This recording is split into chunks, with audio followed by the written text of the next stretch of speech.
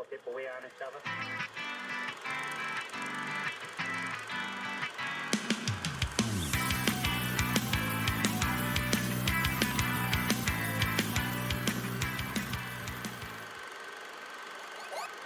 And greetings and salutations, and extra, read all about it in week 3. So yes, as you can guess, my opponent this week is our resident senior citizen, Jerry.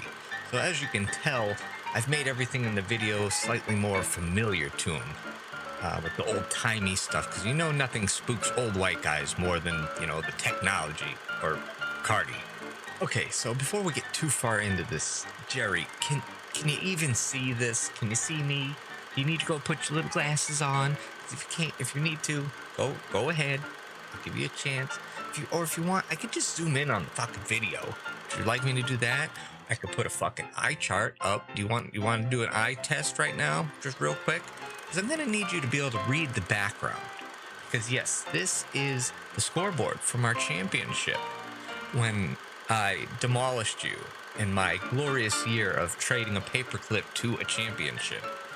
There's no better piece of pornography in my collection. Nothing gets my dick harder than looking at that scoreboard. And I won the championship. All right. Enough with the old-timey bit. I have a bone to pick with you, Jerry. How dare you insult my last video?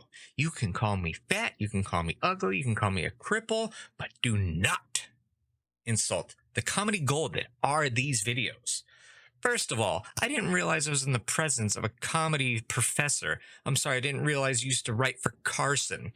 I know you think you're my boss at work, but you think you're my comedy critic? By all means, Jerry, please, I would love for you to make a video like this. Besides, last week was fucking Gary. You think I'm wasting my A material on him? God, no. But to say it was just okay, not my best effort, that's funny because that sounds like something Shannon would say about your sex life.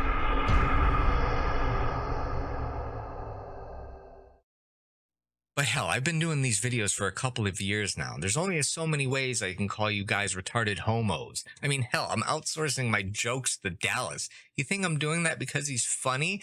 No, it's because your privileged asses are so used to my expert level comedy that I had to get an amateur so you can see just how good you guys have it. Actually, speaking of Dallas's subpar comedy, let's go to him in the field. Dallas? No, I know he kisses guys. I've seen him do it. Oh, hey, Kyle. So we're on Jerry this week, and I just have one question for Jerry. How can you consistently lose against these fucks when you've been playing fantasy football longer than they've been alive?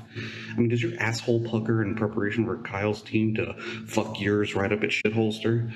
I mean, Gary win, Harrison win, Kyle win, Justin win. You 0 wins. Do you at least win at your own league? What do you call them again? The geriatrics? The Jerry Riggers? I mean, do you use your readers when you're setting your team lineup? Or do you peer out over them like some Elmer Fudd Magoo hybrid with your phone held out at arm's length? Well, I guess that's all I've got for Jerry. I'm sure Kyle will patch back in with his mediocre stats bullshit. But enjoy this season, Jerry, because I'm sure you'll have to be looking at that loser trophy that I'm calling the Jonesy for another year. This has been Dallas the Ginger Snap Walpole. Good luck and good night. Back to you in the studio, Kyle. Well, thanks for that, Dallas. Maybe next time shoot the video in a resolution that's not as small as your penis. Now back to your regularly scheduled insults. Jerry, do you want to know why, even in your review, you're considered a know-it-all bully? It's because you have resting dick face, which is the male equivalent to resting bitch face. Like every time someone asks you a question, you give them this disappointed look like it was your son that just came out of the closet to you. Jerry, if mansplaining was a person, it would be you. Now, you might not know that term, so let me mansplain what mansplaining is to you. It is when you're trying to, teach someone something and you're incredibly condescending and demeaning while doing it because the content that you're trying to teach is so esoteric to yourself, and the person you're teaching it to is a complete novice. Kind of like me explaining jokes to you. You get where I'm going with this? I don't understand how Shannon puts up with you. I'm starting to think that the whole unwashed chicken thing was an accident. Jerry, the only thing that you need to work on now, more than your fantasy football skills, is your ability to pressure wash without bleach. God damn it, Captain Chlorine. Calm it down. You use more bleach than Michael Jackson did on his face. Now, Jerry, I know that you know I'm just fucking around. These things are all just fucking bullshit videos. You're like the best work stepdad I never wanted.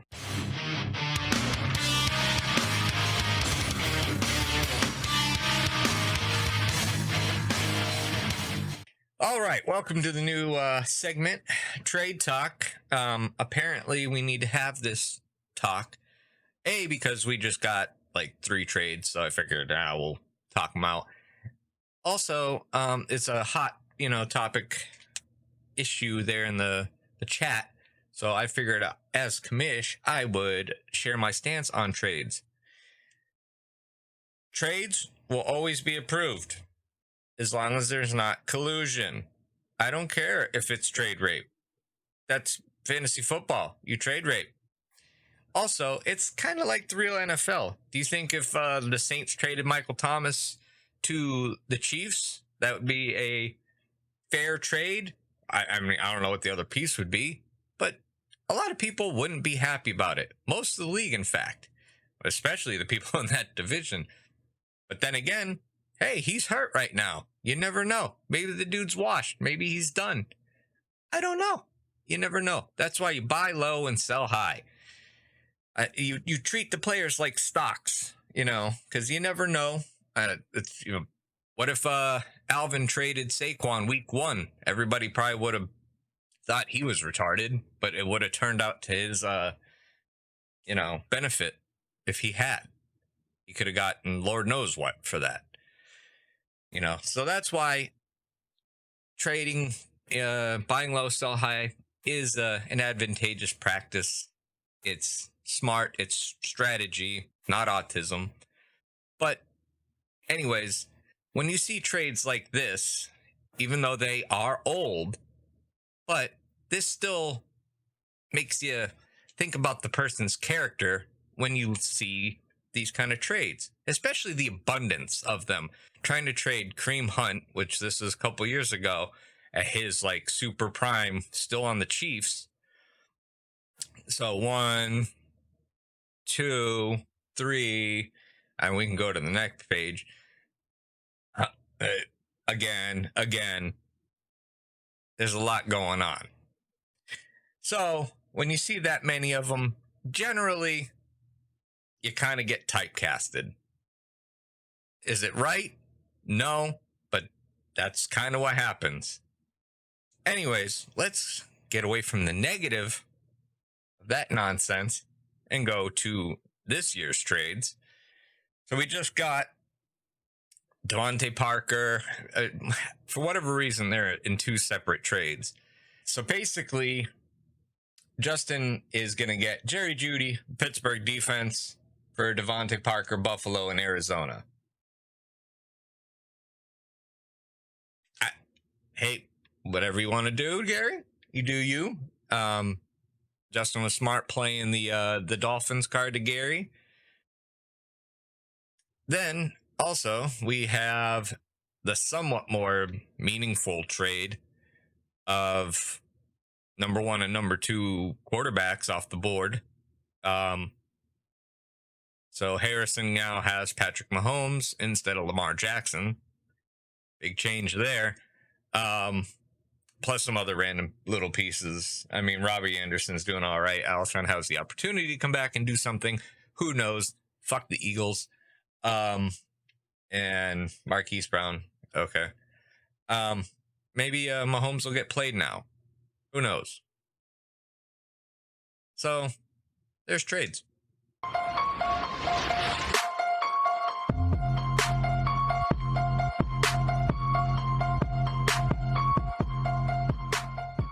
All right, and then for the injuries, we have the Chris's. First, we'll go over Chris Carson. Justin's got him. He is it's a sprained knee. The return timetable suggested is like 1 to 2 weeks. Hopefully he won't play this week. Not that, I'm playing against him or anything. But there is that. And then we have Chris Godwin. Poor Gary. As soon as you get him back, he is fucked up and out again. He might actually miss like 2 games. So we'll see. He's a wait and see right now. He's already doubtful for this next week.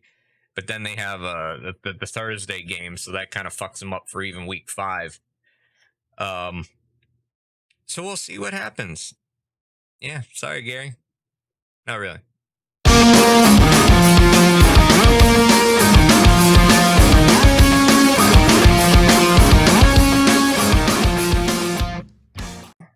For the matchups, first and foremost,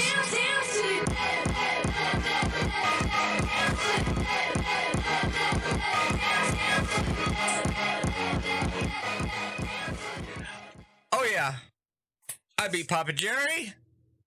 Definitively, I was not worried again. Another Monday night crusher. Demolished Jerry.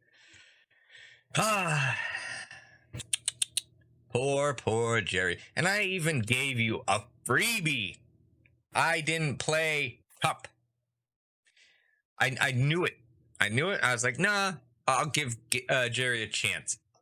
Maybe I'll just, if he can do it without that Cup game, nah, you still didn't pull it off.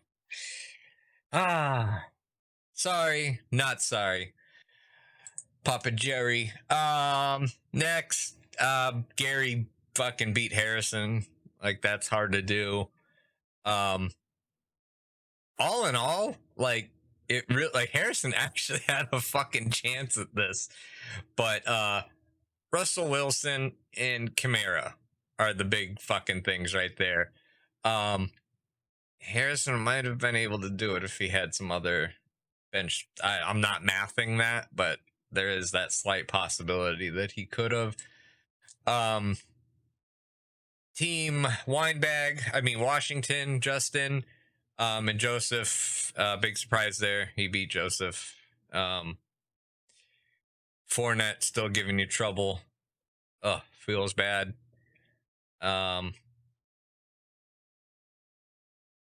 Yeah. Nothing real special going on there. Daryl. Again. I think there's only one loss. In my little bit of time, like, backtracking the league, I think you've only lost once to a minority team manager. So Daryl keeping up the next gen stat streak alive. Yeah, fuck Bacardi, aka Miss Cleo. If you don't have him on Facebook, you should check it out with some true views, or I don't know, some dumb fucking hashtag. But he's doling out fucking inspirational quotes to hood rat mamas. Who asked you to go out of town? The stupid young one or the married one? The married one. That's what I thought. Don't go. You hear me? And you know what? You're not listening to me because I see you going. And then Alvin, the big news in this one, it was like 10 to 15 points shy. If Eli had played Mahomes, it was that fucking close. Alvin at least would have been shitting his pants. He went into that game, he knew he had it won. But if, I don't know. Eli, you can't draft the fucking number 1 quarterback that fucking early and then sit him twice. I don't know. You know something I don't. I don't know. You're crazy. Anyways, that's the matchup, boys. That's the video. Go fuck yourselves.